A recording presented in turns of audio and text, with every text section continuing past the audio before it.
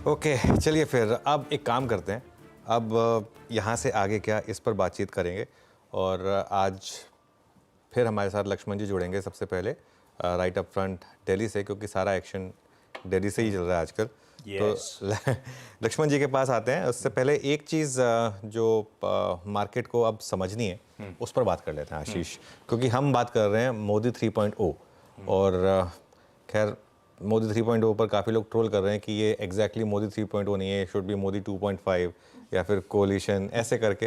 लेकिन जो भी है, देखिए रियलिटी तो ये है कि Narendra Modi is coming back as prime minister for third term. ठीक है, ये तो है, अब इसमें कोई आपको प्रॉब्लम नहीं है। मार्केट ने कल क्या किया, अब कल के मूव ने मार्केट में एक चीज़ क्लियर हो गई। अब जो आज गिफ्ट निफ्टी बता रहे हैं ना, ऊपरी लेवल से गिफ्ट निफ्टी देखिए थोड़ा कूल ऑफ हो रहा है। अब मार्केट ने पीएम मोदी के लीडरशिप में माइनॉरिटी गवर्नमेंट को डाइजेस्ट कर लिया है इन लेवल्स पर। अब दिक्कत क्या है इस मार्केट में? दिक्कत इस मार्केट में यह है कि जब तक सरकार बन नहीं जाती तब तक मार्केट हमेशा वल्नरेबल होती है। कहीं से कोई किसी का स्टेटमेंट आ गया, कहीं से किसी का कोई स्टेटमेंट आ गया।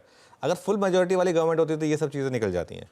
जब आप माइनॉरिटी गवर्नमेंट में होते हो तो ये सब चीज़ें होती हैं। ठीक है, अब सवाल क्या है? सवाल यह है कि क्या पॉलिसी कंटिन्यू करेगी या कुछ चेंजेस आएंगे। ठीक है, क्यों? क्योंकि 2002 से प्राइम मिनिस्टर मोदी, 2001 से प्राइम मिनिस्टर मोदी एक एग्जीक्यूटिव पोजीशन में हैं, लेकिन उन्होंने कभी कोलिशन गवर्नमेंट नहीं चलाई है। जब वो चीफ मिनिस्टर थे गुजरात के 2001 में, और उसके बाद 2 बार वो इलेक्शन में चुनकर वो चीफ मिनिस्टर आए, 3 बार एक्चुअली, और उसके बाद 2 बार प्राइम मिनिस्टर चुनकर आए, हर बार फुल मेजोरिटी से आए। 5 इलेक्शन उन्होंने जीते हैं, वो सबके सब फुल मेजोरिटी से। कोलिशन गवर्नमेंट चलाने का उनको कोई एक्सपीरियंस नहीं है। ठीक है, तो ये एक चीज़ है जो लोगों को लग रहा है कि क्या रिस्क हो सकता है। अब देखिए, हम बार बार एक चीज़ कहते हैं कि prime minister Modi is destiny's child, तो हो सकता है ये भी वो चला लें, इसमें कोई दिक्कत ना आए उनको, और उसी तरीके से चला लें जिस तरीके से उन्होंने अब तक चलाई है। लेकिन सवाल कहाँ पर उठता है, जिस तरीके से यूपी के इलेक्शन में रिवर्सल्स आए उसका, और महाराष्ट्र में उसका, उनको थोड़ा सा एक अकाउंट लेना पड़ेगा कि क्या मार्केट में अब प्रिपेयर होना चाहिए हमको कि फ्रीबीज वर्क, और क्या फ्रीबीज जैसे कुछ कदम यहाँ पर भी उठाने पड़ेंगे। ये एक सबसे बड़ा सवाल है, और इसका सबसे सीधा आपको जवाब मिलेगा इस साल के बजट में। इस साल का जो फुल बजट है वो सबसे इंपॉर्टेंट होने वाला है। उसका मैं रीज़न बताता हूँ क्यों। जो इंटरिम बजट आया था उसको मार्केट ने 2 थम्स अप दिए थे उस फिस्कल डेफिसिट के नंबर को लेकर, और उसके बाद वो आरबीआई का डिविडेंड भी आ गया था। तो वो चीज़ें जो हैं मार्केट को अभी तक अच्छे से याद है, और ये एक रीज़न था मार्केट की एक ट्रिगर री रेटिंग का। इनफैक्ट वो जो फिस्कल डेफिसिट वाला नंबर था उसकी वजह से एक ये भी पॉइंट बढ़ा था कि क्या इंडिया की रेटिंग अपग्रेड भी होगी। आउटलुक अपग्रेड तो ऑलरेडी हो चुका है जब आई थिंक पिछले हफ्ते, लेकिन क्या रेटिंग अपग्रेड भी होगी अगले 150 साल में अगर ये चलता रहा तो। लेकिन अगर यहाँ पर ब्रेक लग गया तो वो एक नेगेटिव होगा। अब देखिए, कल भी एफआईआईज ने सेलिंग की है। अब देखिए, इतनी बड़ी मार्केट की रैली में भी, परसों तो खैर एफआईआईज ने सेलिंग की थी, कल भी एफआईआईज ने सेलिंग की है। तो ये एक रिस्क है कि क्या फॉरेन कैपिटल जो है इस मार्केट से जाएगा। ठीक है, हमारे पास अपना खुद का पैसा बहुत है, लेकिन ये एक रिस्क हमेशा रहेगा, क्योंकि रिसेंटली हम काफ़ी बॉन्ड इंडेक्सेस में भी शामिल हुए थे। तो उस जो एक ग्रोथ स्टोरी बन रही थी वो कंटिन्यू करेगी या नहीं करेगी, fiscal deficit, fiscal discipline continue करेगा या नहीं करेगा, मेरे ख्याल से ये सबसे बड़ा सवाल है। और इसी सवाल में अब लोगों का बड़ा सवाल ये है कि पोर्टफोलियो पोजीशनिंग कैसे करें इस मार्केट में। बेसिक प्रेमाइस मेरा ये है, बेसिक प्रेमाइस कि आप मार्केट के लीडर्स जो हैं उनमें बने रहे। जैसे ऑटोज हैं, for example Mahindra and Mahindra का स्टॉक है, अब ये कोई स्टॉक स्पेसिफिक कॉल नहीं है, लेकिन महिंद्रा एंड महिंद्रा का स्टॉक है, या इंटरग्लोब एविएशन का स्टॉक है, या टीवीएस मोटर का स्टॉक है, जो इस तरीके के स्टॉक रहे हैं जिन्होंने आपको बहुत पैसा कमा के दिया पिछले 2 से 3 साल में, उनमें छेड़छाड़ करने की कोई जरूरत नहीं, क्योंकि उनमें कुछ फर्क नहीं पड़ता कि गवर्नमेंट कोई भी आए, उनमें कुछ फर्क नहीं पड़ता कि पॉलिसी कुछ भी आए। ठीक है, ये स्टॉक्स अपने आप एक ग्रोथ स्टोरी का हिस्सा है, और ये स्टॉक इसलिए ज़्यादा गिरे भी नहीं, वॉलेटाइल भी नहीं थे ज़्यादा स्टॉक, ये इस हिसाब से चलते रहे। Auto, real estate, capex, bank, financials, ये कुछ सेक्टर्स हैं जो यहाँ से आपको अच्छा पैसा कमा कर देंगे। पीएसयूज में क्या करें, सबसे इंपॉर्टेंट वो है, वो पीएसयूज जहाँ पर पॉलिसी इंटरवेंशन बहुत ज़्यादा नहीं है, वो मुझे लग रहा है अभी भी अच्छा कर सकते हैं, उनमें कोई दिक्कत नहीं आनी चाहिए। दिक्कत मेरे ख्याल से जो मार्केट ने कल भी आपको दिखाया, कल भी वो जो स्टॉक्स ज़्यादा नहीं चले वो है रेलवे और डिफेंस जैसे स्टॉक्स, जहाँ पर वैल्यूएशन इतनी ज़्यादा भाग गई थी कि अब लोग थोड़ा सा अपने पोर्टफोलियो को जब रीअसेस कर रहे हैं, वहाँ पर बस अब थोड़ी सी दिक्कत आ रही है। तो वो एक चीज़ हो सकती है जहाँ मुझे लग रहा है कि आगे मार्केट अगर गिरा कभी तो उन स्टॉक्स में थोड़ी सी प्रॉफिट बुकिंग आ सकती है। इस चीज़ का आपको ध्यान रखना है। और एक और चीज़, ये जो यहाँ से लेके मार्केट में वन वे रैली नहीं आएगी, ये चीज़ समझिए। ऐसा नहीं हो जाएगा कि कल के कल market all time high hit कर दे। थोड़ा टाइम लगेगा मार्केट को, थोड़ा कंसोलिडेशन होगा। मार्केट में कुछ भी हो सकता है मैं गलत पढ़ूँ एकदम, कल ही 3 दिन में मार्केट ऑल टाइम हाई लगा दे। लेकिन एक चीज़ है, जो एक वन वे रैली बनी थी उस पर थोड़ा ब्रेक लगा है। अच्छी चीज़ है ये, थोड़ा सा लोगों को टाइम मिलेगा अपने पोर्टफोलियो को रीअसेस करने का, उस हिसाब से आगे बढ़ने का। एक तरफा मूव्स के बाद करेक्शन आता reason could have been different. इस बार रीजन ये बन गया, लेकिन ठीक है। और वो भी अब क्या रिकवर कर गया सारा का सारा बाजार। वो ऐसी आप जब कह रहे थे दिमाग में आया, ऐसे लिख सकते हैं मोदी 3.0 एस्ट्रिक लगा के नीचे कंडीशन अप्लाई। तो ठीक है, तो थोड़ा बहुत समीकरण बदले। और ये बात सही है, अब जुलाई में फुल बजट की तैयारी और उससे पता चलेगा डायरेक्शनली थॉट प्रोसेस होगा क्या इस नए डिस्पेंसेशन, इस नई रजीम का। खुलते ही बाजार में हमें 2 इंपॉर्टेंट चीजों पर रिएक्ट करना है, हमारे अपने ओवरनाइट डेवलपमेंट्स पे और साथ में जो ग्लोबल हैंडओवर मिला है उस पे। इसीलिए आपको आपकी स्क्रीन पे लक्ष्मण और हर्षदा सुबह सुबह नजर आ रहे हैं। पहले अपना देख लेते हैं, फिर दुनिया का देखेंगे।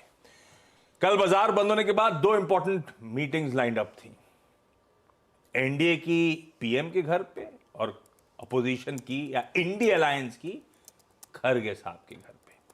पर हेडलाइन में प्रोड्यूसर साहब ने हिंट तो दे ही दिया, तो आप सबको पता ही है, घटक दल के नेता के तौर पे मोदी जी को चुन लिया गया है। लेकिन लक्ष्मण तो जानते हैं किस तरह के ओवरनाइट डेवलपमेंट्स हैं और मूड माहौल है क्या इस समय। Laxman, good morning. बाजार बंद होने के बाद का पूरी स्थिति का जायजा दीजिए भाई, क्या चल रहा है?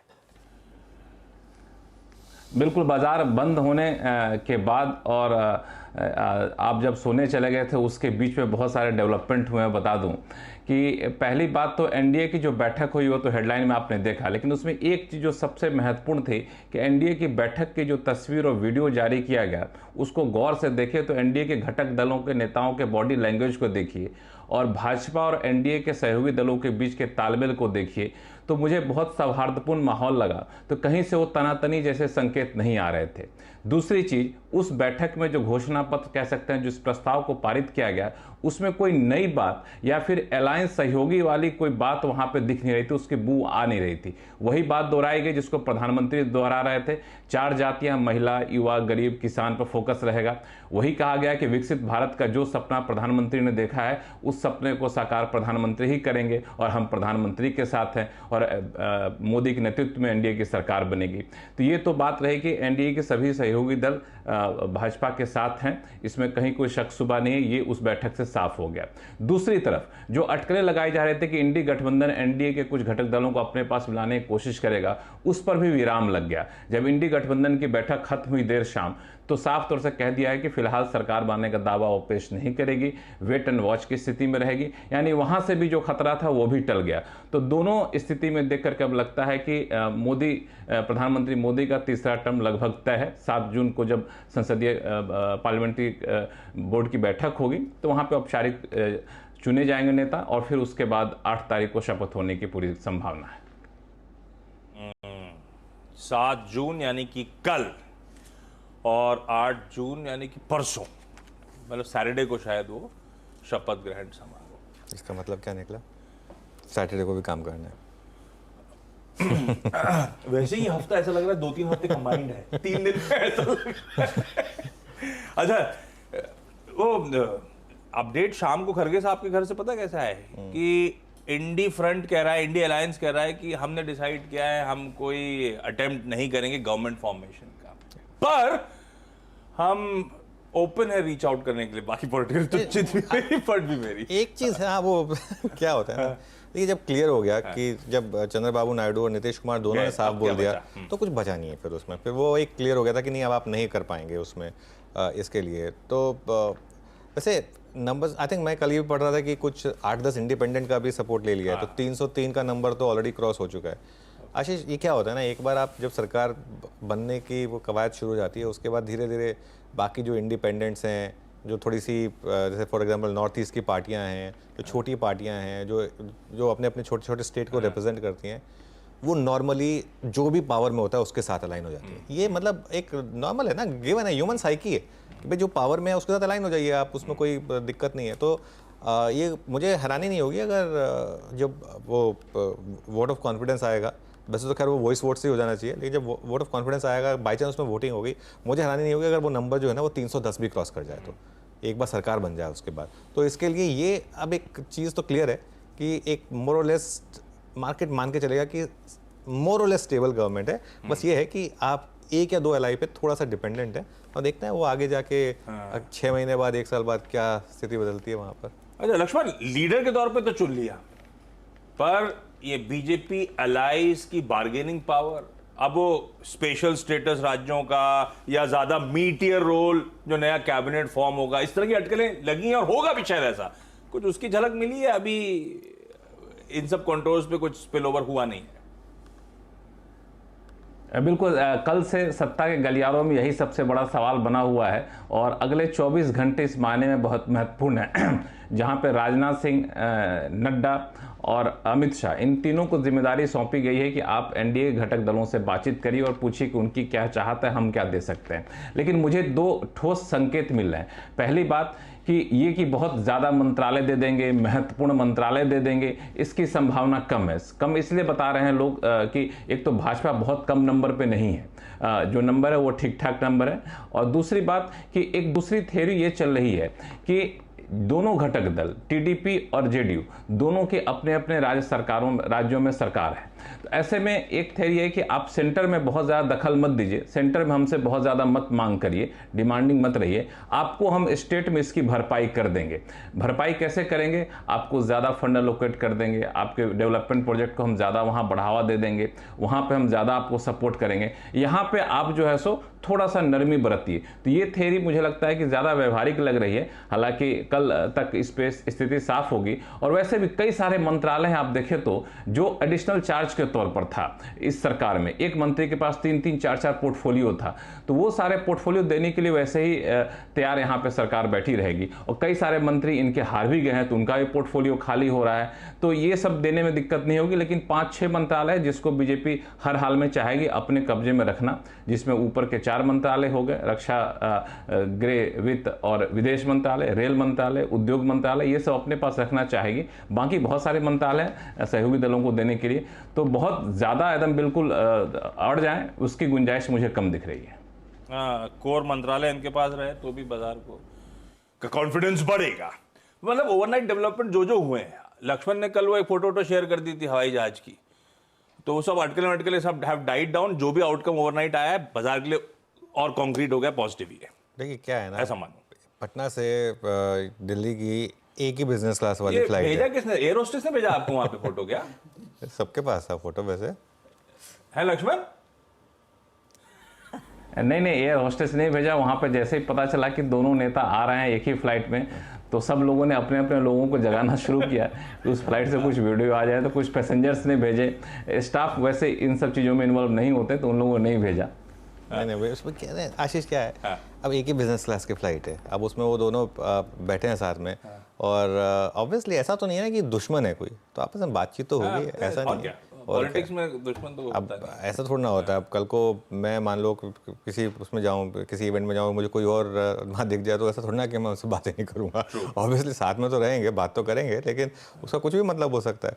लेकिन ये चीज़ तो क्लियर हो गई थी। आई थिंक स्टेटमेंट्स दोनों की एकदम अनइक्विवोकल थी। चंद्रबाबू नायडू ने तो ट्वीट ही कर दिया था एक्चुअली, वो तो वहाँ से तो कोई डाउट बचा नहीं था। मोदी जी ने कांग्रेचुलेट करा था उस पर। एग्जैक्टली। तो और एक चीज़ तो दो में से एक ही हो जाए तो भी मामला तो क्लियर हो जाना था।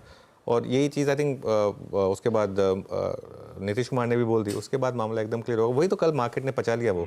अब मार्केट ने ये चीज़ पचा ली है, अब आप आज सुबह अगर इस चीज़ को चेस करेंगे तो वो थोड़ा दिक्कत वाला मामला है। ओके चलिए, तो फिर इसका मतलब है ग्लोबल संकेतों पे भी थोड़ा सा तड़का जोड़ लिया जाए, क्योंकि ये तो बाजार में मोटा मोटी डाइजेस्ट कर रखा था कि मोदी जी लीड करेंगे और एनडीए लौट के आएगी। अब ग्लोबल हैंडओवर बुरा नहीं है, पूरा एशिया आज बढ़िया इस समय हमारे पीयर सेट्स कामकाज कर रहे हैं। और यूएस ने कल, जो प्रोड्यूसर हेडलाइन में कह रहे थे, नैस्डैक की अगुवाई में, और नैस्डैक कल 2% का जंप था। आज सुबह के फ्यूचर्स भी ठीक ही कामकाज कर रहे हैं। क्या चल रहा है आज तक? अच्छी तेजी देखने को मिली आशीष। इनफैक्ट डाउ में हमने देखा ऑफ कोर्स ऊपरी लेवल से कुछ कूल ऑफ नजर आया, लेकिन तब भी वो 96 पॉइंट ऊपर ट्रेड करता हुआ दिखाई दिया। लेकिन हाँ, पूरी तेजी टेक्नोलॉजी काउंटर्स में ही देखने को मिली है। नैस्डैक और साथ ही साथ S&P जो लगभग रिकॉर्ड क्लोज की तरफ बढ़ता हुआ दिखाई दे रहा था कल, और इस सब तेजी के पीछे दरअसल एक बड़ा हाथ एनविडिया का, जो आजकल एक बड़ा सुपरस्टार ट्रेड बनता दिखाई दिया है। नंबर्स के बाद से अगर आप देखेंगे तो एनविडिया का स्टॉक करीब करीब 24% तक का इजाफा दिखा चुका है, यानी कि पिछले 3 हफ्तों में। अब यहां पर बड़ी चीजें हुई हैं। $3 ट्रिलियन का मार्केट कैप इन्होंने पार कर दिया है, तो ये माइक्रोसॉफ्ट के बाद मार्केट कैप के लिहाज से अब अमेरिका की दूसरी सबसे बड़ी कंपनी है।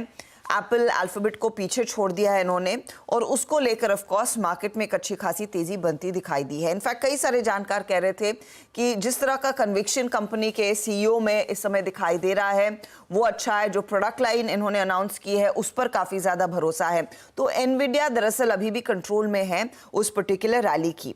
इसके अलावा कुछ और डेटा पॉइंट्स आए जिस पर मार्केट भी रिएक्ट करता हुआ दिखाई दे रहा था।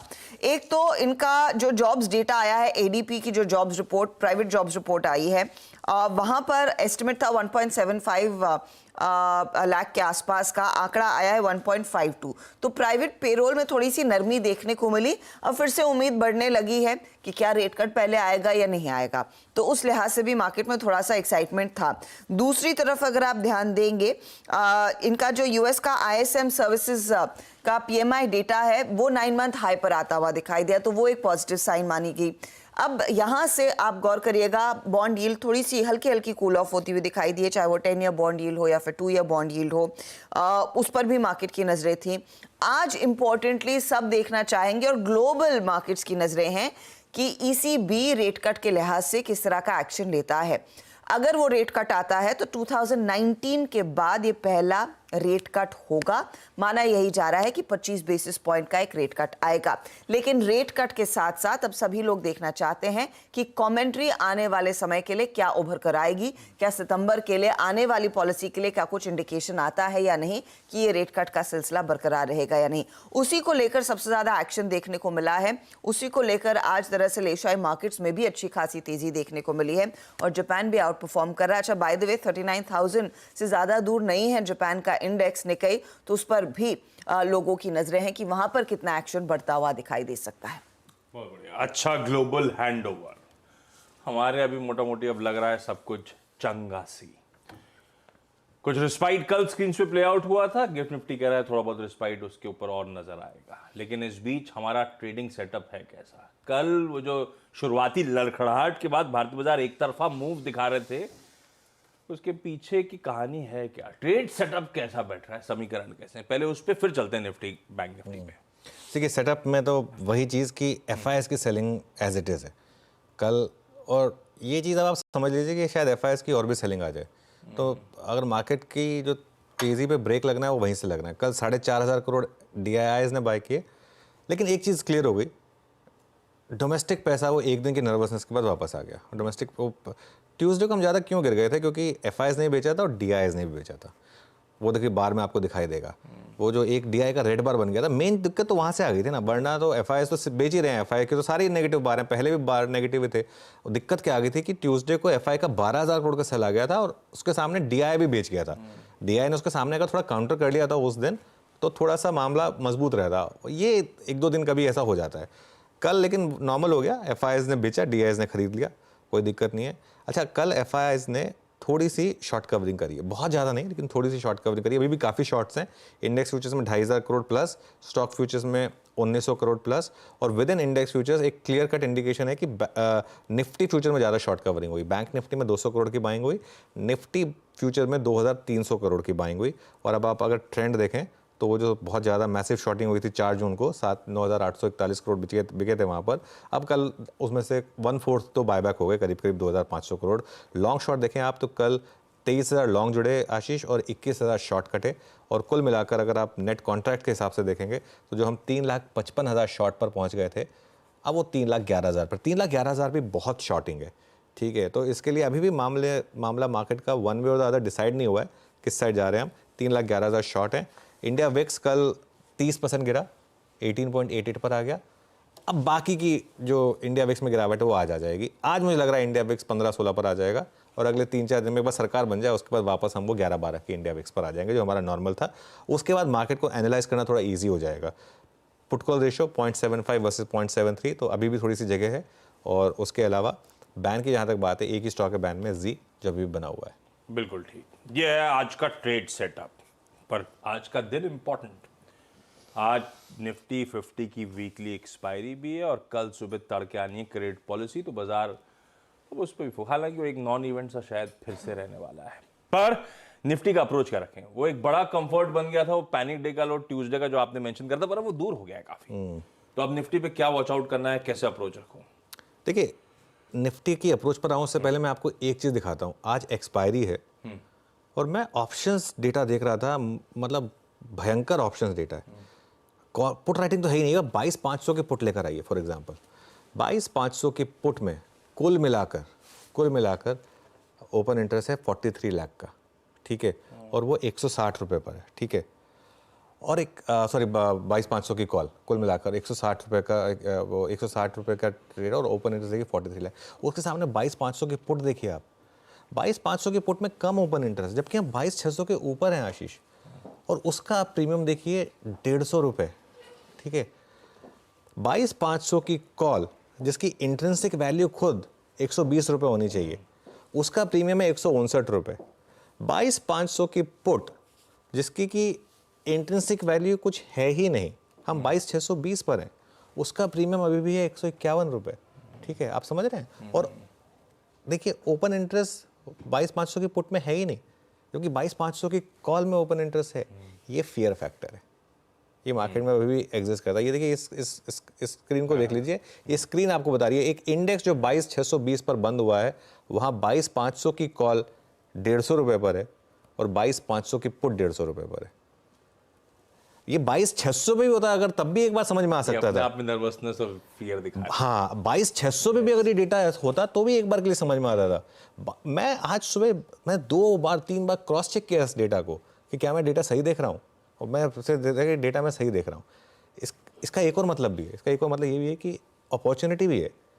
और ऑब्वियसली जिसने हिम्मत करके कल 22,500 की पुट बेची होगी, क्योंकि इसमें मामला सारा गैप अप या गैप डाउन का है। आज गिफ्ट निफ्टी जो बता रहा है 70-80 पॉइंट बता रहा है, उतना ही बता रहा है। ये 22,500 की पुट अपने आप 150 रुपये वाली 30-40 रुपये रह जाएगी, क्योंकि वो ओवरनाइट रिस्क खत्म हो जाएगा। तो जिसने ये हिम्मत करके कल ये बेची है वो उसको ऑब्वियसली थोड़ा फायदा हुआ, लेकिन ये आपको बता रहा है कि इस समय मार्केट में रिस्क कितना है। अब आते हैं स्ट्रैटेजी पर, क्यों? क्योंकि कोई पुट राइटिंग है ही नहीं मार्केट में इतनी बड़ी।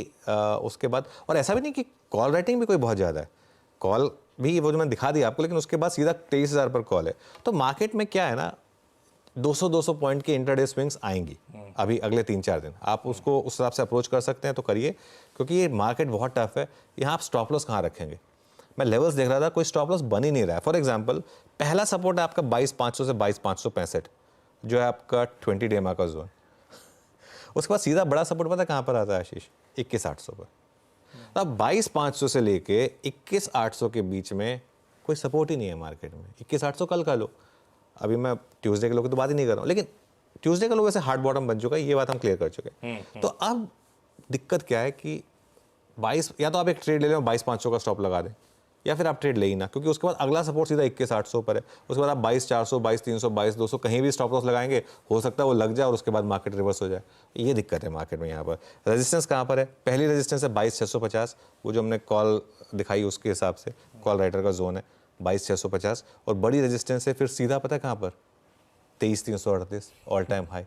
अगेन अब अगर आप शॉर्ट कर रहे हैं तो कहाँ स्टॉप लॉस लगाएंगे? ये दिक्कत आ जाएगी। तो एक काम करें, इंट्राडे ट्रेड करें स्ट्रिक्टली, बहुत टाइट स्टॉप लॉस के साथ, कि अगर लग गया तो लग गया। 1:1 के रिस्क रिवॉर्ड के हिसाब से ट्रेड करें, चल गया तो चल गया, वो भी कंपल्सिव ट्रेडर के लिए, वरना अपना आराम से शांति से बैठे रहें। अच्छा, एक और चीज़ मैं ऐड करूँ इसमें, और मैं क्योंकि इसलिए ऐड कर रहा हूँ ये क्योंकि मैं खुद एक निफ्टी ETF इन्वेस्टर हूँ। अगर आप निफ्टी ETF इन्वेस्टर हैं तो आपको कुछ फर्क नहीं पड़ा पिछले 3 दिन की वॉलेटिलिटी से, है ना? मतलब कुछ फर्क, मतलब मार्केट भले ही ऊपर गया नीचे गया जो भी है, अल्टीमेटली वहीं आ गया जहाँ पे वो था। तो इसके लिए मैं बार बार लोगों को बोलता हूँ कि ट्रेडिंग अप्रोच अपनी जगह होती है, लेकिन थोड़ी सी एक इन्वेस्टमेंट अप्रोच भी होनी चाहिए। और जब मार्केट गिरे खास तौर से, तब थोड़ा सा ETF ऐड करें आप, तो वो अच्छा रहता है। बहुत बढ़िया। कंपल्सिव ट्रेडर्स के लिए ही है ये बाजार, वो भी इंट्राडे में 1:1 के रिस्क रिवॉर्ड के साथ। निफ्टी बैंक कल इसने वैसे दमखम अब बढ़िया मूव्स आए, इंडिविजुअल स्टॉक्स निफ्टी बैंक के कंपोनेंट्स गजब ट्रैक्शन दिखा रहे थे, इंडेक्स खुद ही अपने आप 4.5% का उछाल 49,000 के एक शेड ऊपर मेरे ख्याल से कल क्लोज होता हुआ नजर आया। क्या करने का है? देखिए अगेन मैं सिर्फ लेवल दे रहा हूँ, हाँ, ट्रेड बिल्कुल नहीं बनती है क्योंकि लेकिन इंडेक्स स्ट्रांग है bank Nifty compare to Nifty, और एक्सपायरी भी हो चुकी है। कल बहुत बड़ा एक्सपायरी मूव आया, वो ऑप्शंस में हमने एक ट्रेड पकड़ी थी आशीष 20 रुपये पे, वो ऑप्शन वो 320 तक गया था, वो निफ्टी कॉल का, वो बैंक निफ्टी का कॉल। ऐसी ट्रेड्स कभी कभी मिलती हैं, लेकिन यहाँ पर रेजिस्टेंस कहाँ पर है? अगली रेजिस्टेंस है 49,500 पर, और बड़ी रेजिस्टेंस है सीधा 50,000 पर, ठीक है। और सपोर्ट कहाँ पर है? पहले 48,800 पर और उसके बाद 48,500 पर। Again strict stop loss, strictly intraday trade करें अगर करना चाहते हैं तो, वरना अवॉइड करें। बिल्कुल ठीक है, अवॉइड करिए। अगर आप कंपल्सिव ट्रेडर नहीं है तो ज़्यादा बेहतर है साइडलाइंस पे बैठिए, थोड़ा सा आराम करिए, स्क्रीन को ऑब्जर्व करिए ज़्यादा से ज़्यादा। ये हो गया आज का डिटेल में कवरेज। मॉर्निंग पैनल भी जुड़ चुका है, आपको आपकी स्क्रीन पे पूरा का पूरा पैनल दिख रहा है, जिनके पास अभी कुछ ही देर में अपन चलेंगे।